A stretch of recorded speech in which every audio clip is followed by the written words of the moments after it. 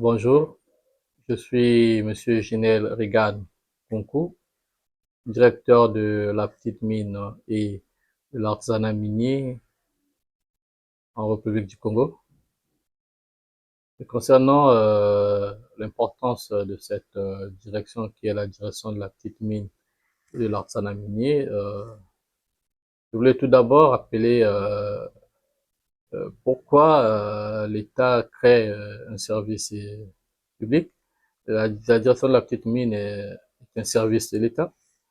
Et ces services d'État sont créés dans le but de pouvoir apporter des solutions aux questions d'intérêt général. Donc, l'État a constaté qu'il y avait une activité qui est l'activité d'exploitation artisanale qui se fait en République du Congo et pour les besoins d'encadrer cette activité afin que cela puisse profiter non à l'État et aux communautés locales, fallait bien mettre un service public pour gérer ces questions, d'où la création de la direction de la petite mine et de l'artisanat minier qui a pour vocation la gestion de l'activité minière et à petite échelle sur toute l'étendue du territoire afin d'apporter des solutions aux questions d'exploitation, des solutions aux questions de contrôle et de suivi, de contrôle des bonnes pratiques dans cette activité et aussi d'assurer la cohésion sociale parce que cette activité touche aux couches vulnérables et il est important parmi les missions que nous avons, c'est d'assurer cette cohésion et rassurer que l'activité est encadrée et que cela permet à l'État de pouvoir apporter dans son rôle régalien le suivi et la réglementation de ce secteur.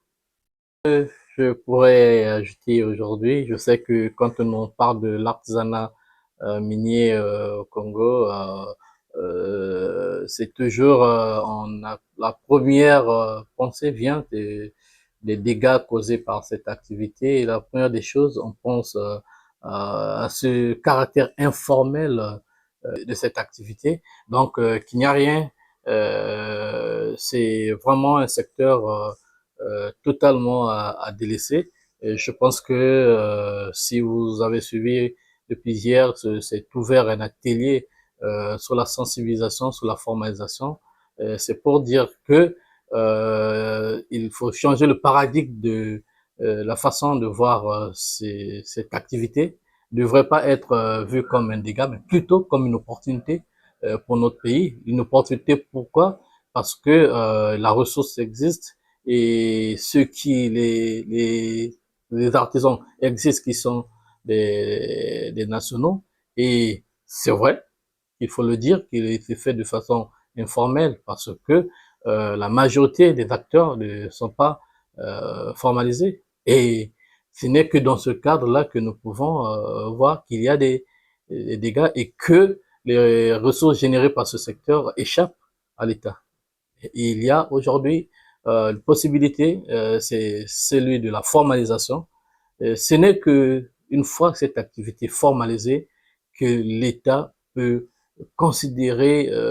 et qu'on pourra considérer cette activité comme une activité génératrice de revenus dans le secteur et qui va contribuer au développement local. Parce que quand l'activité est encadrée, on peut connaître quels sont les différents acteurs qui interviennent, on peut mettre en place les mécanismes de suivi et de contrôle efficaces, on peut mettre en place les mécanismes de traçabilité et c'est sur même